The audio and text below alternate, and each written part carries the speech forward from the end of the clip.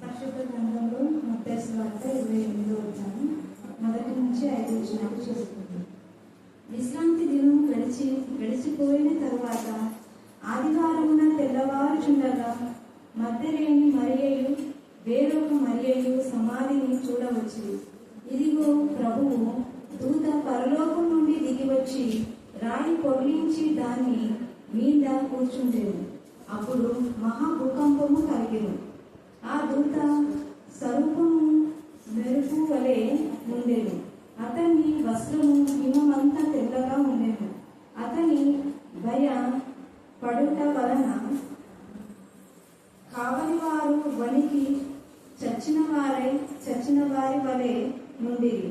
దూత ఆ స్త్రీలను చూచి, మీరు భయపడకుడి, సిలువ వేయబడిన యేసును మీరు వెదకుచున్నారని నాకు తెలియను. ఆయన ఇక్కడ లేడు, తాను చెప్పినట్టే ఆయన లేచి ఉన్నాడు. రండి, ప్రభువు పండుకొనిన స్థలము చూచి దేవుడి వద్దున్నారు. మీరు మారారు, అంత మాత్రమే కాదు, మరణం జయించి తిరిగి లేచారు. ప్రభా, మానవులైన వాళ్ళు కానీ, దేవతలు అనబడే వాళ్ళు కానీ, ఆకాశం పైన అందరి భూమి కింది భాగంలో ఎక్కడ కూడా నా ప్రభా, నా తండ్రి ఈ విధానం జరగలేదని నా ప్రభా ఈ యొక్క సమయంలో మేమందరం గుర్తిస్తున్నాం ప్రభా. లేఖనాల ఆధారంలో దేవా మీరు తప్ప ఇంకెవరు మరణం జయించి తిరిగి లేయలేదని, దేవా మీరు తప్ప మాకు జీవాన్ని ఎవరు ఇవ్వలేరని, మీరు కాక నా ప్రభా మీ రక్తంలోనే పాపం నుంచి శాపం నుంచి మమ్మల్ని చంపివేసిన ప్రభా నూతన జీవాన్ని మీరు మాకు ఇస్తారని, మీరే మార్గం సత్యం జీవం అని మీరు తెలియజేసిన విధానానికి ఎంతో స్తుతించడం తక్కువే. దేవ నా ప్రభా, మరి వేయించాం బిడ్డ ఎవరు బిడదు మీ ఆత్మతో శక్తితో నింపి ధైర్యంగా నా ప్రభా అన్ని జనుల మధ్య నేను ప్రకటించే విధానం బట్టి మేము స్తుతిస్తున్నాం. దేవ అక్కడ సహకరించిన మరి అక్క వారి కుటుంబాన్ని కూడా మీ జ్ఞాపకం అన్నిలో నుంచి నా ప్రభా దేవుడ ప్రత్యేకించి ప్రతిష్ఠించుకున్నాం. జీవం మా ప్రభ నా తల్లి దాతగా మీరు వారికి ఉండి నా ప్రభు మీ యొక్క జీవం నా తల్లి వారిలో ఉంది కాబట్టి మీ ధైర్యం, మీ జ్ఞానం, మీ వివేకం దయచేసి అనేక ఆత్మలను మీ శరీరం నడిపే పాత్రలుగా మీరు వాడుకుంది కాక. ఎందుకంటే మీ పునరుద్ధాన శక్తే అనేకులను సమస్త జనుల శిష్యులుగా చేయండి అని సెలవించారు. దేవ నిజంగా పునరుద్ధాన శక్తులు నా ప్రభ మేము మా ప్రభ ఆనందించడం, గంతులు వేయడం కాదు, కానీ నా ప్రభ మేము ఎన్ని ఆత్మలు మీ కోసమే సంపాదిస్తున్నాం, ఎంతమందికి వాక్యం ప్రకటించినామని ప్రతి బిడ్డ ఆత్మ పరిశీలన చేసుకోవడానికి మీకు కృపాసనాలు దయచేయు గాక. మనుష్యాత్మ, అపవిత్రాత్మ నజరైన యేసు క్రీస్తు శక్తి గల నామమున గద్దించే కాదలుగా బంధించమని ప్రార్థిస్తున్నా.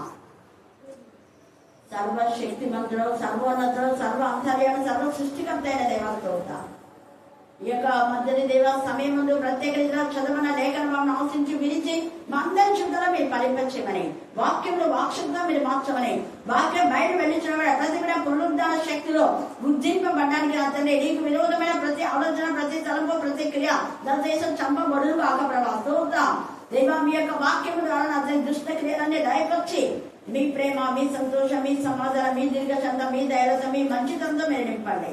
దేవా పునరుద్ధాన శక్తిలో మేము మీ విధేయతను ముఖ్యంగా మైకోవడానికి ప్రదాయించమని మమ్మను ఆత్మను మీ చేతులకే సమర్పిస్తూ నజరైన యేసు క్రీస్తు శక్తిగల నామమున ప్రార్థిస్తున్నాం తండ్రి.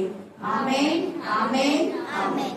హల్లెలూయా, హల్లెలూయా, హల్లెలూయా, హల్లెలూయా. మరొకసారి ఈ రోజు మన ధ్యాన అంశం ఏంటో చెప్పాను కదా, అందరు చెప్పండి. ఏంటి ధ్యానం? పునరుద్ధాన శక్తి. మళ్ళీ చెప్పండి, మళ్ళీ చెప్పండి. పునరుద్ధాన శక్తి అని మనం ప్రతి సంవత్సరము ఎన్ని మెసేజ్ వింటుంటాం, కానీ యాక్చువల్ గా నిజంగా మనం పునరుద్ధాన శక్తిని తెలుసుకున్నామంటే ఒక్క సెకండ్ కూడా ఊకోలేదు. వేకుజామున పిల్లలు పునరుద్ధాన శక్తితో నిజంగా ఎంత రివైవల్ అయినారు. ఆ పిల్లలకు ఆ యొక్క సువార్త ప్రకటించడానికి వెళ్ళమని నేను చెప్పాను. ఈరోజు నేను కావాలని వెళ్ళలేదు. ఎందుకు అంటే యేసు ప్రభువు వారు కూడా శిష్యులను పంపేటప్పుడు శిష్యులతో పాటు యేసయ్య వెళ్ళాడా, వెళ్ళాలా? అలాగా కాపలను లేకుండా పంపాలా, లేదా పెద్దలు లేకుండా పంపాలా? అలా పంపినప్పుడు వీళ్ళంతా కూడా యవనులే, యేసు ప్రభు శిష్యులంతా యవనులే. యవనులలో రివైవల్ కావాలి, ఎవరు తమంతట తాము దేవుని ప్రకటించాలనేది దేవుని యొక్క ప్రణాళిక. అందుకే ఇక కీర్తన 144:12 చదవండి. కీర్తన 144:12. మా కుమారులు తమ యవ్వన కాలమందు ఎదిగిన మొక్కల వలె ఉన్నారు. అది ఎదిగిన మొక్కల వలె ఉన్నారు. కుమార్తెలు ఎలా ఉన్నారంట? నగరుడికే చెక్కిన మూల స్తంభం. మూల స్తంభం స్త్రీ. ఇక్కడనేమో ఎదిగిన మొక్కలు అన్నాడు. ఎవరిని? యవనులను ఎదిగిన మొక్కలు అన్నాడు. యవన స్త్రీలను లేదా యవన యొక్క సహోదరులనేమో వాళ్ళు ఏమంటారంటే మూల స్తంభం అంట. అంటే స్త్రీలు ముందుండి రివైవల్ కావాలి. సేమ్ ఈ ప్రవచనము ఇక్కడ నెరవేర్చబడింది. అందుకే నేను ఈ రేఖ భాగం చదివించిన 28వ అధ్యాయం మనం చూస్తే మత్తయి సువార్త 28 కానివ్వండి, యోహాను సువార్త 20 కానివ్వండి, అక్కడ స్త్రీల ప్రాధాన్యత ఎక్కువగా ఉంది. స్త్రీల యొక్క ధైర్యం, స్త్రీల తెగింపు, స్త్రీల యొక్క త్యాగం, స్త్రీలకు ఉన్నటువంటి ధైర్యం, వాళ్ళ తెగింపు, వాళ్ళ ధైర్యం, వాళ్ళ యొక్క ప్రవర్తన విషయం అన్నింటిలో కూడా మనం చూస్తే నిజంగా ప్రభు కోసం వాళ్ళు ఏమైనా చేయగలరు అని. ఈ యొక్క పునరుద్ధాన శక్తిలో మనం ఏమి నిర్ణయం చేసుకోవాలి అంటే ఈ స్త్రీలు ఏ విధానంలో ఒక డిజైన్ కలిగి ఉన్నారో మేము ప్రభు కోసం ఏమైనా చేయగలం. ఏమైనా అనుకోండి డజంట్ మ్యాటర్. అవును కదా, మేము స్త్రీలము బరేంద్రంకు వెళ్ళకూడదు, స్త్రీలు ఒంటరిగా వెళ్ళకూడదు, లేదా స్త్రీలు కానీ ఇదే ఏమో చెప్తున్నారు కదా, స్త్రీల ముందు అపోహలు ఎన్నో ఉన్నాయి. ఆ అపోహలన్నీ ఏంటి? లోక మర్యాద. అందుకే రోమా 12 లోక మర్యాదను అనుసరించగా ఉత్తమంలో అనుకూలంలో సజీవ యాగంగా మీ శరీరంలో ప్రభుకి ఏంటంటే సమర్పించాలి. ఈ స్త్రీలు తమ శరీరాల ఆరోగ్య ప్రభుకు సమర్పించాలి. ప్రభుకు పాదదాసులు అయిపోయి మేము ఏమైపోయినా పర్వాలేదు ప్రభు, మేము మీ దాసులం, మేము మీతో ఎల్లప్పుడూ ఉంటాం, మీరు ఉన్నా లేకపోయినా. ఇక ఏసే లేస్తారని చెప్పేసరికి ఆయనతో ఉండాలి, ఆయన కలవాలి, ఆయనతో మాట్లాడాలి, ఆయనతో సహవాసం చేయాలి. ఎంత డిజైన్. మిగతా ఈ 12 మంది శిష్యులు, క్షమించండి 11 మంది శిష్యులు ఏం చేస్తున్నారు? లోపల భయంతో వణికిపోయి తలుపులు వేసుకుంటున్నారు. కానీ వీళ్ళు ధైర్యంతో ఇంట్లో నుంచి బయటికి చీకటిలో ఆ చీకటి సమయంలో కూడా ఇంకా తెల్లవారుతుండగా అన్ని లేఖల భాగం ఇంకా చీకటిగా ఉండగా తెల్లవాళ్ళకు ముందుగానే వీళ్ళు వెళ్ళారు. మళ్ళీ సిద్ధపాడు ఎప్పుడు శుక్రవారం నుంచి రెడీగా ఉన్నారు. ఎప్పుడెప్పుడు ఈ యొక్క 12 గంటలు అవుతుందా, ఎప్పుడెప్పుడు ఆదివారం రోజు అవుతుందా అని. ఆదివారంలో లేస్తా అంటున్నారు కదా, 3వ రోజు, 3 దినాలు అని అనకూడదు, 2 రోజులు, 3వ రోజు లేచాడు ఆయన. 3వ రోజు లేచినటువంటి రోజు అది, కాబట్టి అది కౌంటింగ్ కాదు. అయితే ఇక్కడ చూడండి, విశ్రాంతి దినం గడిచిపోయిన తర్వాత ఆదివారం తెల్లవారు చూడగా మగ్దలేనే మరియు వేరొక మరియు సమాధిని చూడవచ్చు. అదే మార్కు 16:1-2 చదవండి. మార్కు సువార్త 16:1-2 వచ్చారు. విశ్రాంతి దినం గడిచిపోగానే మగ్దలేనే మరియు ఇక్కడ ఇంకా కొంతమంది ఉన్నారు. ఇక్కడ మగ్దలేనే మరియు యాకోబు తల్లి అయిన మరియు సలోమియు, ఇంకా ఆయనకు పూయ వలనని సుగంధ ద్రవ్యంలో కొన్నారు. ఇక్కడంతా కూడా ఇక్కడ చూస్తేనేమో ఇంకొకరు యాడ్ అయినారు. ఇక్కడ ఎవరెవరు? మగ్దలేనే మరియా, యాకోబు తల్లి అయిన మరియు సలోమియు వచ్చి ఆయనకు పూయ వలనని సుగంధ ద్రవ్యంలో కొనిరి. వారు ఆదివారం పెందల కడ లేచి బయలుదేరి సూర్యోదయం అయినప్పుడు సమాధి ఎదురు వచ్చుచుండగా సమాధి ద్వారం నుండి మన కొరకు ఆరా ఎవడు పొందించని ఒకరితో ఒకరు చెప్పుకున్నారు. కన్నులెత్తి చూడగా అంటే ఆత్మ నేత్రం చదవనాయి. వీళ్ళ ఆత్మ నేత్రం అంతా, వీళ్ళ నేత్రాలు లోక సంబంధమైనవి కాలేదు. ఏసైని చూడాలి. ఈ మధ్యాహ్న కాల సమయమందు ఏసైని చూసే కన్నులు మనకు ఉన్నాయా? ఉంటే ధన్యురాలనే. ఇక్కడ ఎందుకు నేను ఈ మాట ప్రత్యేకంగా చెప్తున్నా అంటే, ఏసైని అక్కడ చాలా మంది చూడలేదు. ఎవరు చూడలేదు? మళ్ళీ చెప్తున్నా, అక్కడ అంటున్నా, అక్కడ చాలా మంది ఏసైను చూడలేదు. ఎవరు? కాదు, ఇంకా ఇప్పుడు కదా చదివించింది.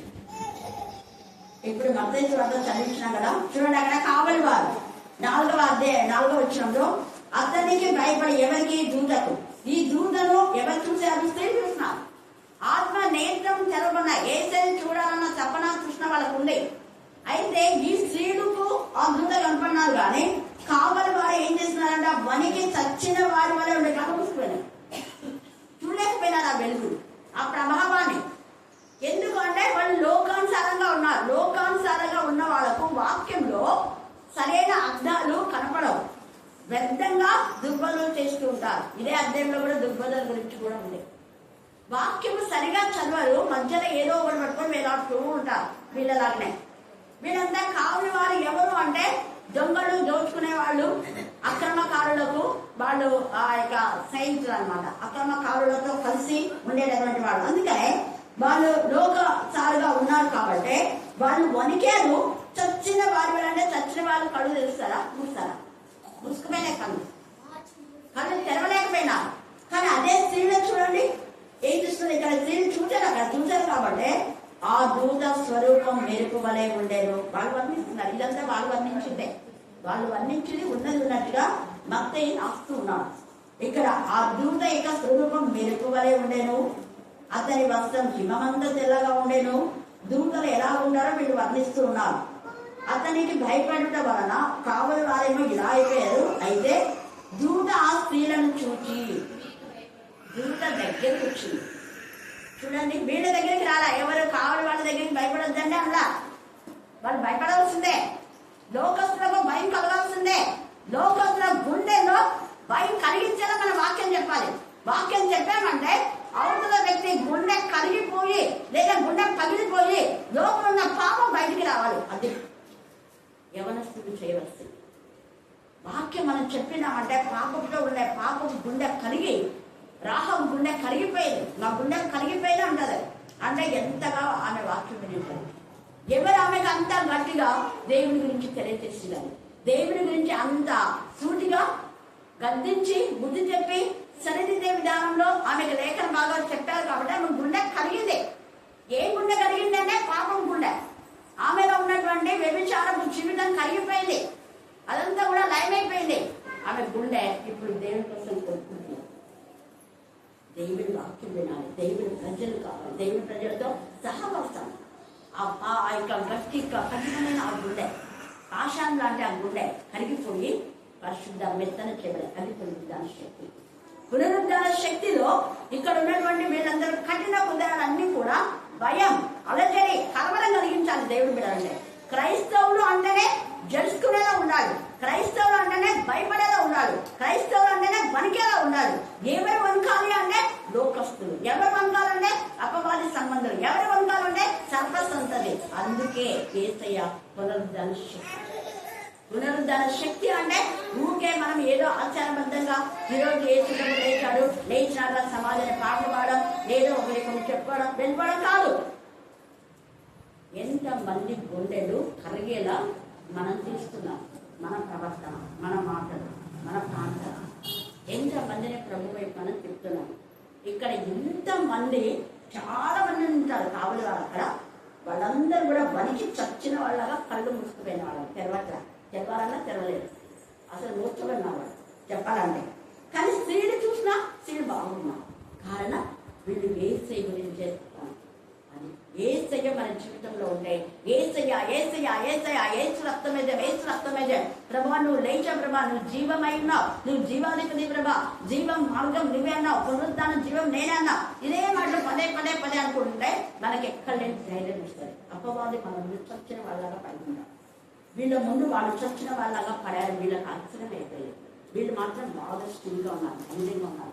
స్త్రీలు మళ్ళా వీళ్ళంతా కావలి వారు పెద్ద పెద్ద రాక్షసులాగా ఉంటారు. అట్లాంటి వాళ్ళనే పెట్టినారు. కానీ ఈ స్త్రీలు, అబ్బలా అనే ఈ స్త్రీలు ఎంత ధైర్యంగా ఉన్నారు పునరుద్ధాన శక్తిలో. చూడండి, దూత ఆ స్త్రీలను చూసి మీరు భయపడకూడదు. కేవలం కొంచెం స్త్రీలు కాబట్టి కొద్దిగా భయమైంది. ఏంటి ఇంత పెద్ద, ఎందుకు, ఏం అసలు అయ్యమని కొంచెం భయపడినారు. అప్పుడు అన్నాడు, భయపడింది, శిలువ వేయబడిన యేసును మీరు వెతుకుతున్నారని నాకు తెలియదు. ఆయన ఇక్కడ లేడు. తను చెప్పినట్టే ఆయన లేచి ఉన్నాడు. హల్లెలూయా, హల్లెలూయా. అందరు చప్పట్లు కొట్టి దేవుడు ఆయన లేచి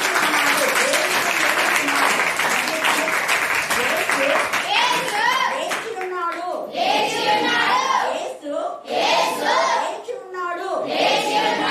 ఆయన పేరు యేసు అనే నామకరణం చేయమని చెప్తాడు. క్రీస్తు అనేది ఆయన పేరు కాదు, కానీ క్రీస్తు అనే పదానికి అభిషిక్తుడు, ఆయన అభిషేకం చేసేవాడు. మనం యేసు క్రీస్తు అని చెప్తూ ఉంటాం. కానీ పెట్టమనేది మాత్రం యేసు అనే పేరు లేదా ఇమ్మాన్యుయేల్ అనే పేరు. దేవుడు మనకు తోడు, అనే మాట వాళ్ళు ఆ అర్థం వచ్చేటట్టుగా, క్రీస్తు అంటే అభిషిక్తుడు అనేది. కానీ ఆ యేసు ప్రభు లేచున్నాడు. అందుకనే మీరు వెతుకుతున్నటువంటి ఆయన లేచున్నాడు అంటున్నారు. రండి, ప్రభువు పండుకుని ఉన్న స్థలం చూసి త్వరగా వెళ్ళి ఎవరికంటున్నాడు? ఆయన మృతులలో నుండి లేచి ఉన్నాడని ఆయన శిష్యులకు తెలియజేయండి. Thank God. Hallelujah, hallelujah, hallelujah. ఇక్కడ తండ్రి, కుమార, పరిశుద్ధాత్మలు ఏకమై ఇక్కడ పనిచేస్తున్నాయి. ఇక్కడ ఈ దూతలు యెహోవా దూతలే. ఈ దూతలు దేవుడు పంపినటువంటి దూతలు. తండ్రి, కుమార, పరిశుద్ధాత్మ ఆత్మ వాళ్ళు ఉంది. వాళ్ళు అక్కడ అది ఏం చెప్పింది? ఇక్కడ యేసయ్య లేచిపోయి ఎక్కడ ఒక చోటు ఉన్నారు, ఇక్కడ మాత్రం దూతలు ఉన్నారు. కానీ ఈ దూతలు ఏమని చెప్తున్నారు? శిష్యులకు చెప్పండి అన్నారు.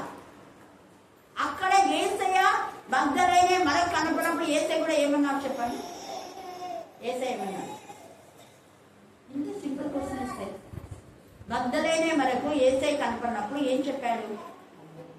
ఈ వార్త వెళ్ళి శిష్యులకు చెప్పన్నాడు. నా శిష్యులకు చెప్పండి అన్నాడు. ఆయన శిష్యులు పురుషులే. కొన్ని సంఘాలలో స్త్రీలు మౌనంగా ఉండాలి అని చెప్పే తప్పులు కూడా చేసే సంఘాలకు చెంపబెట్లాగా మనం ఇది చెప్పాలి. యేసు ప్రభుల వారే శిష్యులకు చెప్పమన్నాడు. శిష్యులు మరి పురుషులే కదా. అంటే గలతీయులకు రాసిన పత్రిక పౌలు రాశాడు. 3వ అధ్యాయం 27వ వచనం చదవండి. గలతీ 3:27.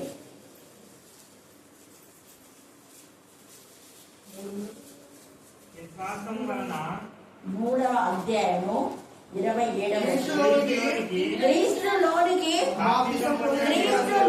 బ్యాప్టిజం అనేది ఎప్పటి నుంచి వచ్చిందంటే పునరుద్ధాన శక్తిలో. యేసు ప్రభువారు చనిపోయి తిరిగి లేచిన తర్వాత ఆయన చెప్తాడు, సమస్త జనములను నా శిష్యులుగా చేయుడి, తండ్రి యొక్కయు కుమారుని యొక్కయు పరిశుద్ధాత్మ యొక్క నామంలోనికి బ్యాప్టిజం ఇచ్చుచు నేను మీకు ఏ ఏ సంగతులను ఆజ్ఞాపించున్నా వాటన్నిటినీ గైకొనవలనని వారికి బోధించుడి అన్నాడు. అంటే పునరుద్ధానము ద్వారా సమస్త జనులను, అక్కడ స్త్రీ అని పురుషుని భేదం లేదు, అదే గలతీయులు చెప్తున్నారు. యేసు ప్రభులోనికి బాప్తిజం పొందిన మీరందరూ స్త్రీ అని పురుషుడని హెల్లెనీయుడని గ్రీకు దేశస్తుడని భేదమే లేదు, మీరందరూ ఒక్కటే. హల్లెలూయా, హల్లెలూయా, హల్లెలూయా, హల్లెలూయా. ఇక్కడ యేసయ్య ఒక స్త్రీ అయిన మగ్దలేనే మరేతో నా శిష్యులకు చెప్పు అంటున్నారు. అక్కడ పురుషులే శిష్యులు. ఇక్కడ దూత కూడా ఆయన శిష్యులకు ఈ మాట తెలియచేయండి అన్నారు. మీ స్త్రీలకు మీరు చెప్పుకోండి అని చెప్పారు. మీ స్త్రీలకు మీరు చెప్పుకోండి, మళ్ళీ నేను శిష్యుల దగ్గర చెప్తానులే. లేదా యేసయ్య కూడా నేను మళ్ళీ శిష్యులకు పోయి చెప్పి సమాధానం చెప్పి ధైర్యపరుస్తా, వాళ్ళు చెప్తారా వాక్యం అమ్మా, మీరు మాత్రం మీ స్త్రీలకు చెప్పుకోండి అని చెప్పరా? కొన్ని సంవత్సరాలుగా అలాగనే స్త్రీలే చెప్పుకునేవాడు. పురుషులు కలవకుండా, పురుషులు అసలు ఎంత ఇదిగా స్త్రీలను పక్కన పెట్టేస్తున్నారు. తర్వాత పరిశుద్ధాత్మ మాట్లాడినప్పుడు అనేకులు ఇప్పుడు దాన్ని ప్రకటించే స్త్రీలు గొప్ప సైన్యం కూడా ఉండేది ప్రవచనం. ఆ ప్రవచనం కూడా ఇక్కడ నెరవేరు. గలతీ 3:27 చెప్పబడిన రీతిగా ఇక్కడ మగ్దలేనే మరియ ఆ చెప్పిన మాటను ఇక్కడ దృఢపరుస్తున్నారు. ఇక్కడ శిష్యులు రాశారు ఆ మాట. గలతీ పత్రికలో పౌలు రాసి ఉంచాడు. యేసయ్యనే శిష్యులకు చెప్పాడు కదా, స్త్రీకి చెప్పాడు కదా, శిష్యులకు చెప్పమని. కాబట్టి భేదం లేదు అని ఆ యొక్క మాటను దృఢపరుస్తున్నాడు. ఏ మాటను? కీర్తనాకారుడు 68:11 దాన్ని ప్రకటించే స్త్రీలు గొప్ప సైన్యంగా వీళ్ళే. ఈ గొప్ప స్త్రీలు వీళ్ళే. అంతకుముందు కూడా స్త్రీలు ఉన్నారు. అంతకుముందు ప్రకటించిన స్త్రీలు, ప్రవచించిన స్త్రీలు ఉన్నారు. ధైర్యం కలిగిన స్త్రీలు దెబోరా, ఎస్తేర్, వీళ్ళంతా కూడా ధైర్యం. ఎక్కబేదుకి ఎంత ధైర్యం, యాయేలుకి ఎంత ధైర్యం, చాలా ఉన్నారు ధైర్యం కలిగిన స్త్రీలు.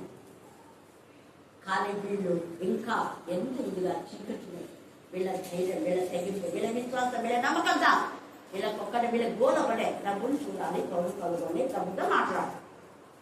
ఈ మధ్య నీ గోల్ ఏంటి? నీ గోల్ నువ్వు రీచ్ అవుతున్నావా? నీ ఉద్దేశం ఏంటి? నీ అపేక్ష ఏంటి? అసలు నీకు ఎంత చక్కగా ఇక్కడ శిష్యులకు మీరు చెప్పండి అని దూత తెలియజేస్తున్నారు. వాళ్ళు వెళ్ళి రండి ప్రభు పడుకున్న స్థలం చూశారు. చూసిన తర్వాత వాళ్ళ శిష్యులకు తెలియచేయడం అంటే వాళ్ళు వెళ్ళి అక్కడ ఇదంతా చాలా ఉంది, మీరు చదువుకొని ఆనందంతో సమాధి నుంచి వాళ్ళు పరిగెత్తుతుండగా యేసు వారిని ఎదుర్కొని. ఇక్కడ వీళ్ళు వెళ్తుంటే ఇప్పుడు యేసే మళ్ళా కనపడి వాళ్ళకు మీకు శుభమని చెప్పాను.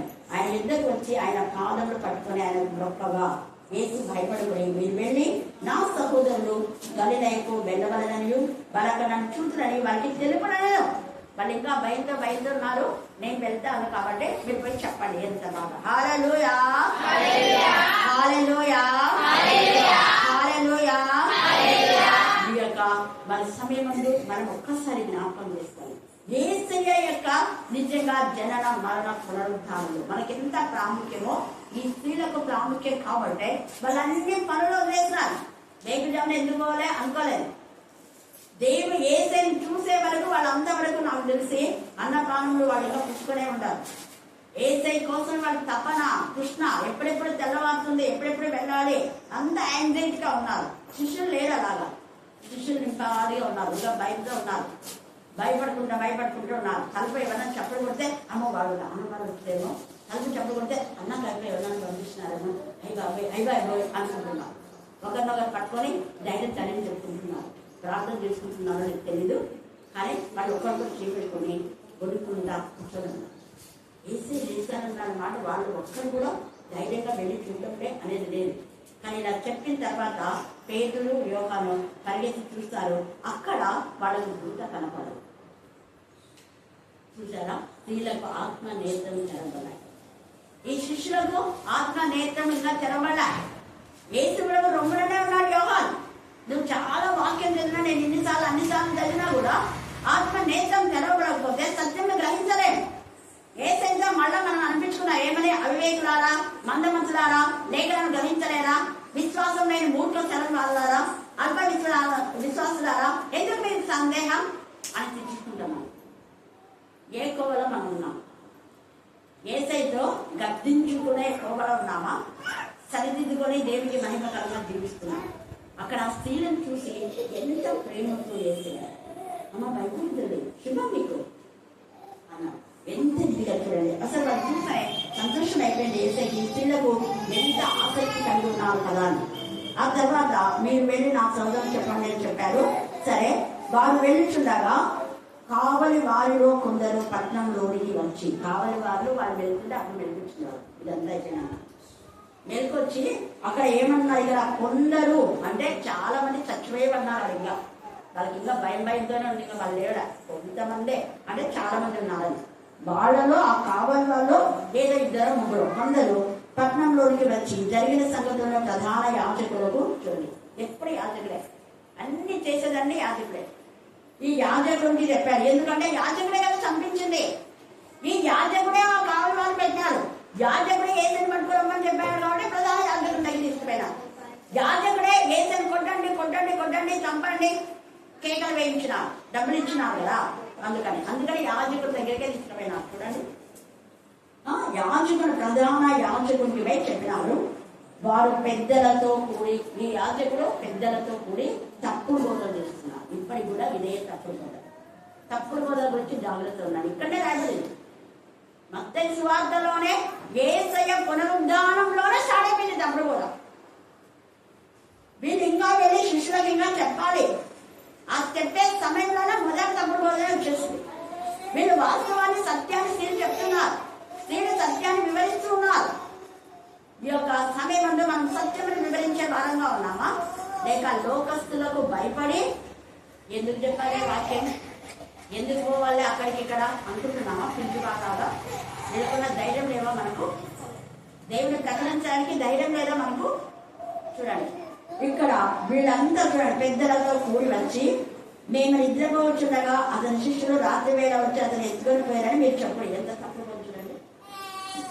అసలు అక్కడ జూదం చూసి వీళ్ళకు పడిపోయిన చచ్చిన శవాలన్నా సిగ్గురాలి.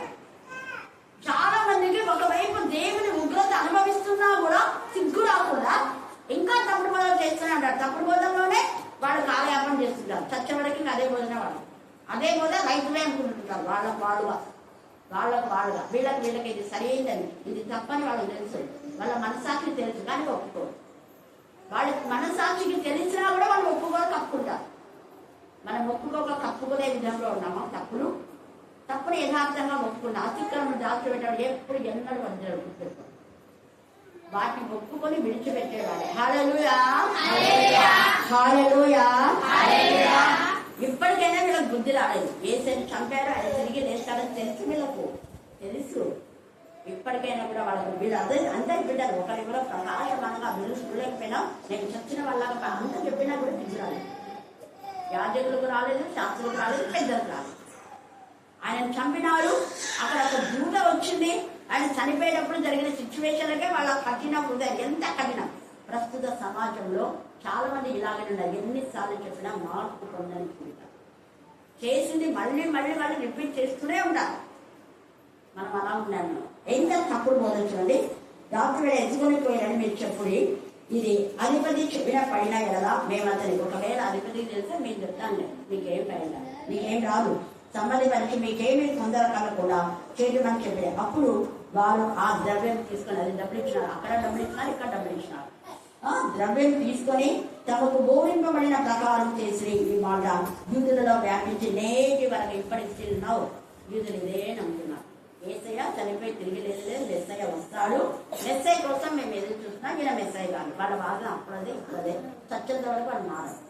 ఇలాంటి వాళ్ళు మార్పు లేని వాళ్ళంతా కూడా మరి నరక అగ్ని గంధకాలకి పోయేది. ఈ యొక్క పునరుద్ధాన శక్తిలో మనము స్త్రీలకు ఉన్నటువంటి ఆ శక్తి, ఆ జ్ఞానాన్ని, ఆ ధైర్యాన్ని, ఆ యొక్క యేసయ్య గురించి ప్రకటించాలన్న తపన, కృష్ణ నీకుంటే నువ్వు ధన్యురాలువే. నీకు శుభం. వీళ్ళకి శుభం లేదు, వీళ్ళకి అశుభమే. వీళ్ళకి చెప్పేసరికి గుండెలు ఇంకా అంతే.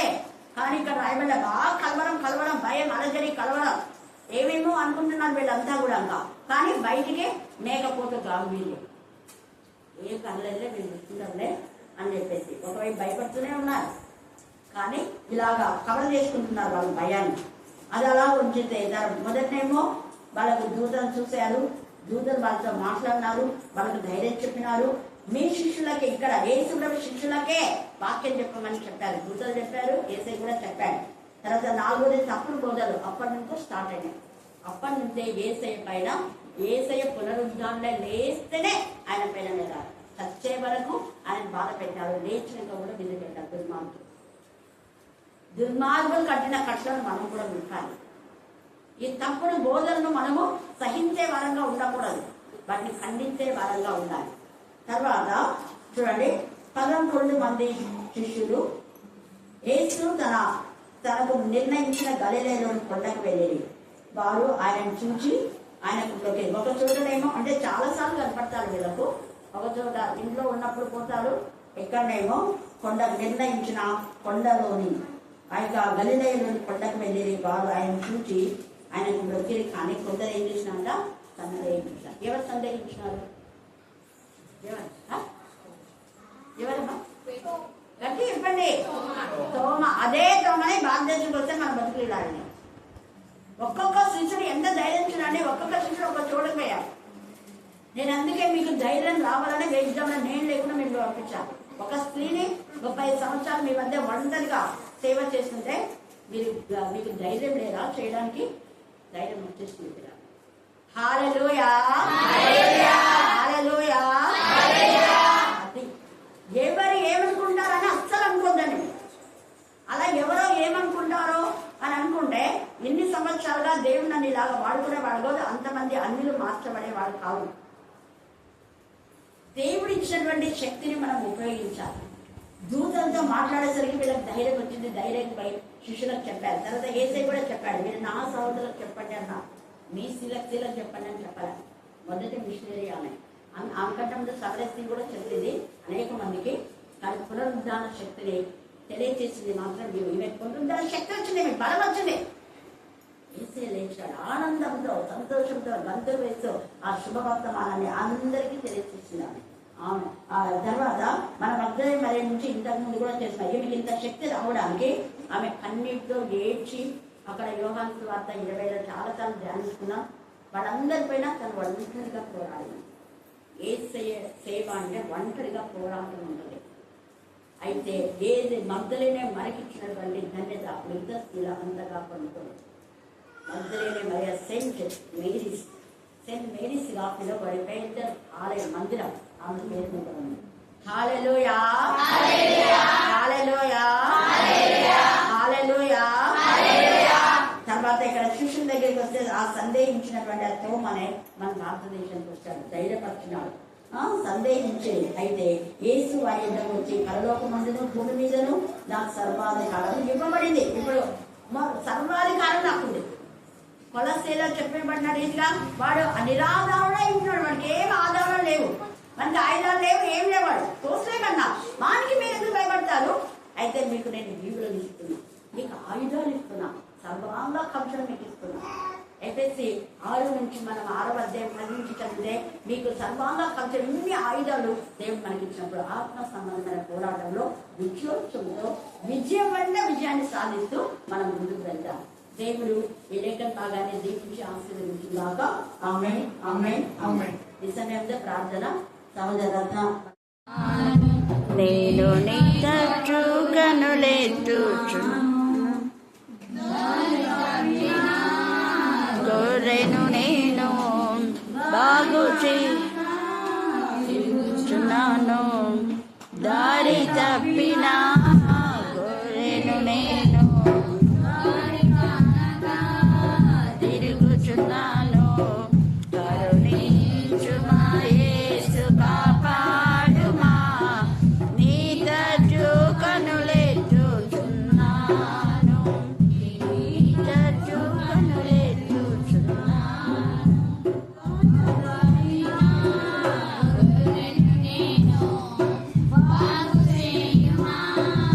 పరమవైద్యుడా,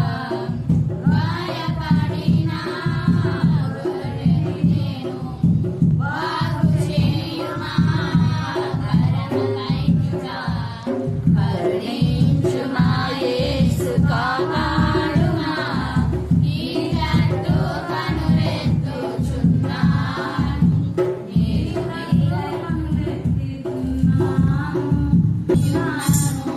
లేవనెత్తుమా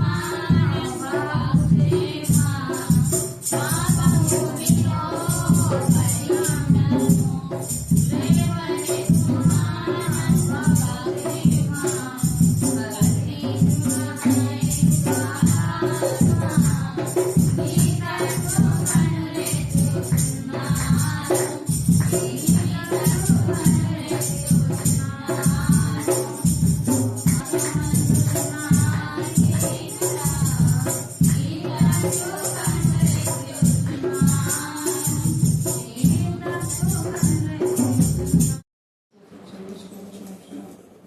ఉదయకాల సమయంలో ప్రకాశపడి మధ్యాహ్న కాల సమయంలో సందేశం శ్రీకృష్ణ గొప్ప ధనతను బట్టి స్థుతులు స్తోత్రం.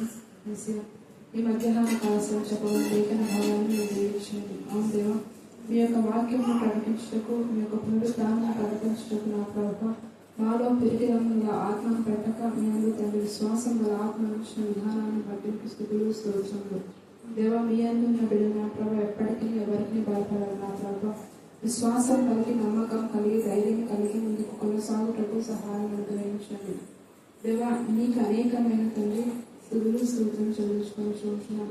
పునరుత్థాన తల్లి దినంలో ఉంటుండగా నా ప్రభావ మా యొక్క జీవితాలను నూతనమైన పునరుత్థాన జీవనము, పునరుత్థాన బలంలో మీరు మాకు అనుగ్రహించండి. మీ యొక్క రక్తం ద్వారా మనల్ని కడిగి శుద్ధీకరించిన విధానాన్ని బట్టి మీకు అనేకమైన వందనములు స్థుతులు స్తోత్రం చెల్లించుకోవచ్చు. చెప్పబడిన వాక్యం ప్రతి బిడ్డలో ఫలించి ఫలాభివృద్ధి పొందుటకు సహాయం అనుగ్రహించగలరని నజరుడైన యేసు నామమున అడిగి వేడుకొని పొందించున్నాము తండ్రి. ఆమేన్, ఆమేన్.